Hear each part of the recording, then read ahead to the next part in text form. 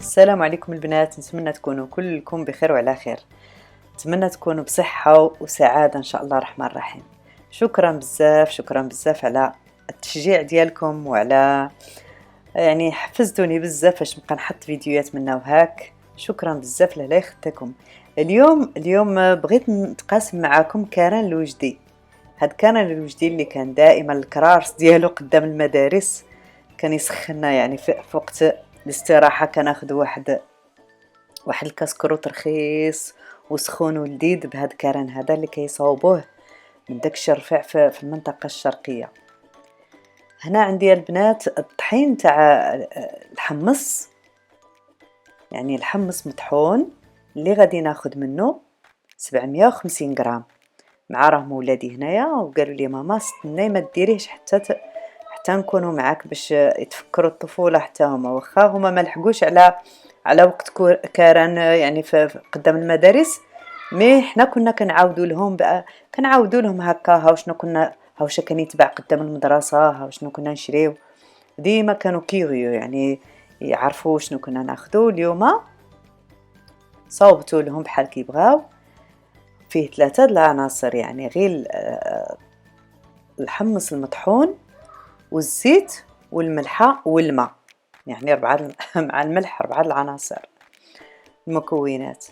هنايا عندي 750 تاع حمص مطحون، غربلته هنا في هذه الزلافة الكبيرة اللي دائما كتشوفوني حاطها فوق البوطاجي فيها كنخدم، كتعجبني كتديش البلاص ومقورة مزيانة. اللي غادي نضيف عليه 3 يطرود الماء، 3 يطرود الماء، وغادي نخلطو مزيان مزيان مزيان حتى ما يبقاوش فيه دوك الكويرات. هو راه ما فيهش الجلوتين، ما غاديش يبقاو فيه الكويرات، ما خصو يتحرك مزيان.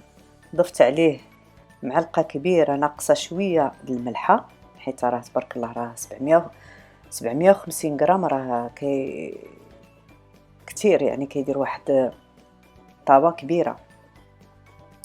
خلطته مزيان. هاد العمليه هذه نتاع الخلط مهمه بزاف، خصو يتخلط مزيان. كاين اللي كيدير فيه دابا ولاو يطوروا يديروا فيه مثلا البيض، كاين اللي كيدير فيه لا شابلور، كاين اللي كيدير فيه.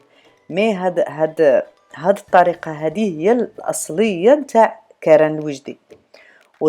وضفت هنايا كاس صبيع هكا نتاع الزيت العاديه، ولا بغيتو ديروا زيت الزيتون هذيك اللي ما فيهاش النسمه، اللي كنشريوها هنا من الدي وليدل. هنايا عندنا هنا ما فيهاش الريحه زيت زيتون تاع المغرب، هذيك اوكي مزيانه. او لا زيت المائده. خلطتهم مزيان وكبيت في هذيك الطاوه، ما قلت يا ربي حتى وصلتها للفران، زلعت ليا شويه. دخلتها للفران اللي كنت مسخناه على 240، وبقيت واحد 10 دقائق هو هكذاك على 240، ومن بعد نقصت على 200 وخليته يطيب مدة ساعة الوقت. مشيت نخدم شغالاتي اخرين مع البنات، كلشي الولاد راهم في الدار مجمعين، الفرحة والنشاط. ايوا وجد ليهم الكران، كتشوفوا كيتحمر كيدير ديك القشرة اللي كنا نشوفوها في الصناوة عند مالي الكران، ديك القشرة هكا محمرة. والمذاق ما نقولكش، الدراري لقاو فيه داك المذاق اللي كانوا يستناوه، اللي كنا نعاودوا لهم عليه. وجبت له انا الباغيت، وغادي ندير في هاد الطويصه هذه غادي ندير شويه الملحه. غادي ندير داكشي اللي باش كانوا ينسموه لنا، هما كانوا يديروا لنا الملحه وديك نيورا الحاره المهروسه. انا ما عنديش، عندي غير هاد الحار غبره وهذا والكمون. هادشي اللي كانوا يرشوا لنا عليه في الخبز، وكان دائما كيقدموه لنا هكا ساندويتش في الخبز، كيجي كاسكروط هكا في الخبز. كان يجينا زعما كيحيد الجوع في الاستراحه. ضروري ما نديرو هكا كاسكروط نتاع الكران. واليوم باقي عاد الفرار اللي خاصين في وجده بهاد الكران الوجدي. الناس كياخذوا هكا، يمشيو ياخذوا بالكيلو، كيلو ولا نص كيلو ولا في الطبسيل، وكياكلوه عاود في البلاص. كاين اللي كياخذوه هكا في الخبز في الباكيت، او لا خبزات صغار وكاين اللي ياخذوه هكا، اللي ما يبغيش ياكل الخبز ياخذوه في الطبسيل هكا بالمعلقه او لا بالفرشيط بالشوكه. انا هكا قدمته بديك الطريقه اللي كنا ناكلوه في الصغر، درته في الباكيت. هذه هي الطريقه اللي هذا تقاسمتها معاكم، يعني ديروه بتغماض العينين راه غادي يخرج لكم من داك الشرفيع. كما قلت لكم 3، لا غادي نكتب لكم، انا دائما كنكتب لكم المقادير هكا، شي حاجه اللي بحال هكا تعجب الدراري غادي دائما كنكتبهم لكم في صندوق الوصف.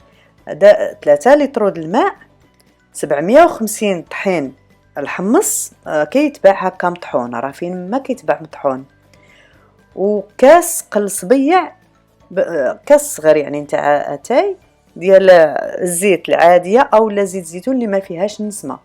وكانوا كيعطوه لنا، كانوا كيقدموه مع بريده ديك ما عرف كيفاش كيديروا لها، كيطحنوا يمكن هذا بريده نتاع التشين او الحامض. انا حطيت معاه فانتا للدراري باش ندير لهم داك الجو تاع كران. هكا البنات، هذا هو كران الوجدي كيخرج رائع، نتمنى تجربوه وتردوا عليا في التعاليق، ونقول لكم الى اللقاء الى فيديو اخر ان شاء الله.